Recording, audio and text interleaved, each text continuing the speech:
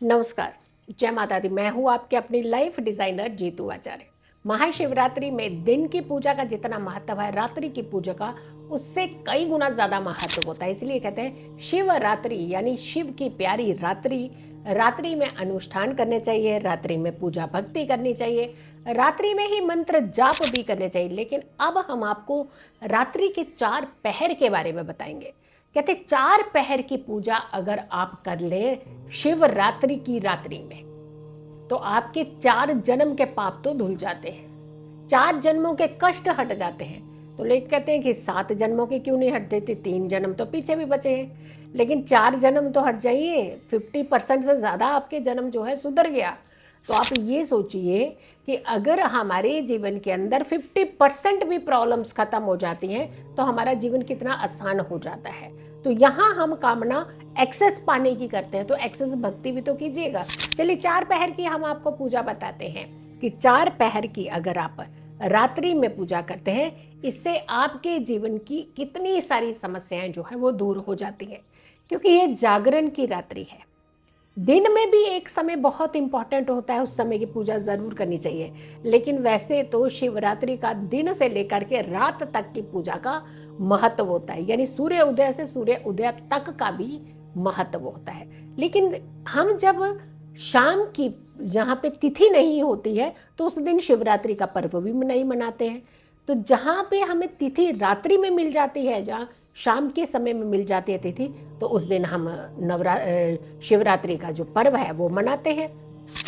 अब ये जो शिवरात्रि का पर्व है ये 8 मार्च को पड़ रहा है, क्योंकि 8 मार्च की रात्रि में चतुर्दशी तिथि है, माघ महीने की कृष्ण पक्ष की। अब पहला प्रथम जो आपका पूजा का जो समय होगा 4 पहर में, पहला रात्रि का पहर, यानी ऐसे दिन के 4 पहर होते हैं, ऐसे ही रात्रि के 4 पहर होते हैं। तो हम रात्रि के, क्योंकि रात्रि की पूजा का खास महत्व होता है, तो रात्रि में जो पहला पहर पड़ेगा, यानी एक एक पड़ाव आप आगे चढ़ते जाएंगे और साथ के साथ मनोकामना पूर्ण करने के बिल्कुल नज़दीक पहुंच जाएंगे। और भोलेनाथ देखिएगा आपको पूरी अच्छी तरह से वॉच भी कर रहे थे, क्योंकि भगवान भोलेनाथ के पर्व का तो इंतज़ार हर किसी को, भक्त को रहता ही है। अब चलिए पहला पर्व जो है, पहला पहर जो है वो शुभ मुहूर्त, ये शाम को 6:25 से है और रात को 9:28 तक का, यानी 6:25 PM टू 9:28 PM तक का ये पहला पहर होगा। जब आपने पूजा विधि विधान जो है करना है, जब पहला पड़ाव आप पार कर लेंगे तो फिर तो आगे हम जा कर के दूसरे पड़ाव की तरफ बढ़ेंगे ना, लेकिन पहला पड़ाव पार करना जो है तो ये बहुत इम्पॉर्टेंट होता है। ये पहला कदम है जो आपका भक्ति की तरफ बढ़ रहा है। तो आपने अपनी भक्ति में लीन होना है, तो इन खास समय का आपने ध्यान रखना है।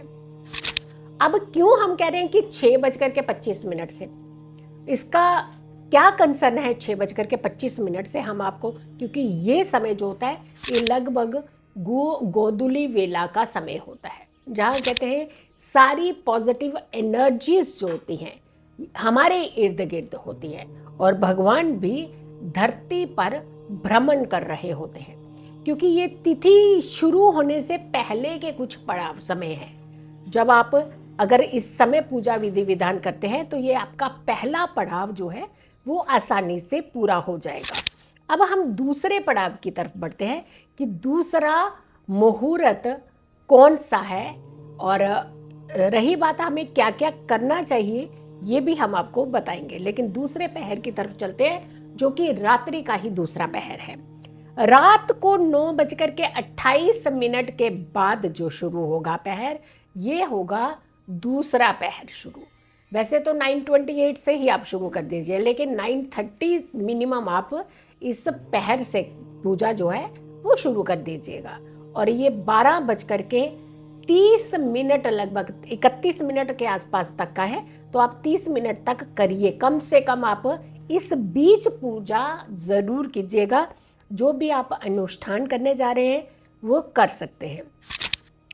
अब अगला तीसरा पहर, यानी एक एक करके देखिए आप पड़ाव कैसे पार कर रहे हैं। कहाँ पहुँच रहे हैं आप? भगवान भोलेनाथ के बिल्कुल नज़दीक एनर्जी तक, और वो एनर्जी आपको पूरा साल सुरक्षित रखेगी, खुश रखेगी। अब जो लोग तो 4 पहर की पूजा करते हैं, तो उन्हें शुरू कर देना है 6:25 से लेकर के, और 4 पहर पूरे करने तक करना है। लेकिन जो लोग एक पहर की पूजा करते हैं, यानी कुछ नहीं पाने से अच्छा कुछ पाना तो ज़रूरी होता है ना, तो आप अगर 3 पहर 4 पहर की पूजा नहीं कर पा रहे हैं, तो एटलीस्ट 1 पहर की पूजा तो आप ज़रूर कीजिएगा।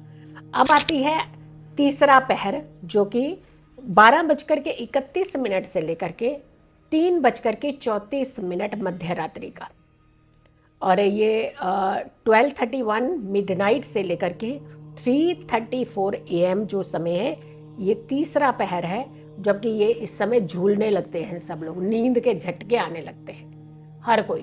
भगवान कहता है जाग, और वह कहते हैं हम सोएंगे। निद्रा कहती है बस सो जा, कि सो जाएंगे तो खो जाएंगे, सो जाएंगे तो भक्ति के मिशन से जो उनको दूर कर देंगे। अब ये निद्रा देवी है, ये आपके ऊपर हावी होती है इस समय, बहुत अच्छी तरह से अच्छे खासे बैठे हुए भी आपकी आंखें जो हैं ऐसे होना शुरू हो जाएंगे। लेकिन जागते रहना है, सोना नहीं है आपने। ये तीसरे पहर की पूजा है। और चौथा पहर, जो कि अति उत्तम होता है, बहुत उत्तम होता है। जितना खूबसूरत होता है पहला पड़ाव, जितना इम्पोर्टेंट होता है पहला पड़ाव, उससे कई गुना ज़्यादा इम्पोर्टेंट होता है आखिरी पड़ाव, क्योंकि ये सफलता का पड़ाव होता है। और चौथा पहर है मध्य रात्रि में, मध्य रात्रि कह सकते हैं या फिर AM कहते हैं, सुबह, तड़के सुबह, अर्ली मॉर्निंग, 3:34 से लेकर के 6:37 तक का ये चौथा पहर रहेगा। अब यहाँ भी निद्रा देवी जो है ज़बरदस्ती आकर के दबा लेती है, सो जाओ जी, लेकिन आपने नहीं सोना है। अब देखिए 6:25 से लेकर के 6:37 तक 4 पहर की पूजा भी तो करते हैं। कितना दम रखते होंगे। भगवान भोलेनाथ को मनाना है, हम इतने उत्साहित हो जाते हैं, पूरा साल इंतज़ार करते हैं, लेकिन जब घड़ी नज़दीक आती है तो निद्रा देवी कहती है सो जा, और आप सो जाते हैं। सोना नहीं है इस बार। ये चारों पहर की पूजा कर ले तो बहुत अच्छी बात है। एक रात्रि का अनुष्ठान तो ज़रूर कर लीजिए, अनुष्ठान कीजिए, यज्ञ कीजिए, रात्रि का जागरण करने के साथ रात्रि का भजन कीर्तन कीजिए। कहते हैं भगवान भोलेनाथ जब भ्रमण कर रहे होते हैं, वो देखते हैं कि भक्ति कहाँ हो रही है, और शुद्ध भक्ति, शुभ भक्ति कहाँ हो रही है। भक्ति दिखावे की नहीं, कितने सारे लोग इकट्ठे कर लिए, बस खूब सारे नगाड़े बजाइए, और उसके बाद जो खा रहे हैं, पी रहे हैं, ऐस कर रहे हैं, ये कर रहे हैं, वो नहीं। भक्ति में लीन होना है, जप और तप करना है, ये है भक्ति। अनुष्ठान करना है, यज्ञ करना है, ये है भक्ति। आहुति देकर स्वाहा का स्मरण करना है, ये है भक्ति। भगवान भोलेनाथ के मंत्रों का जाप करना है, ये है भक्ति। व्रत रख करके अपनी इंद्रियों को अपने वश में रखना है, ये है भक्ति। तो भगवान भोलेनाथ की भक्ति कीजिएगा, और ये चारों पहर की पूजा से आप अपने जीवन को संवारिएगा। ये साल भर एनर्जी आपके जीवन में भगवान भोलेनाथ बना करके रखेंगे। सो वीडियो को ज़्यादा से ज़्यादा लोगों तक ज़रूर शेयर कीजिएगा। अगर चैनल सब्सक्राइब नहीं किया है तो ज़रूर कीजिए, वीडियो शेयर कीजिए, और मेरी आने वाली हर वीडियो को ज़रूर देखें। खुश रहें, स्वस्थ रहें, पॉजिटिव रहें। पॉजिटिव रहते हैं तो हर समस्या से हम दूर रहते हैं। जल्दी हाजिर होंगे एक अच्छी वीडियो के साथ। तब तक के लिए नमस्कार, जय माता दी।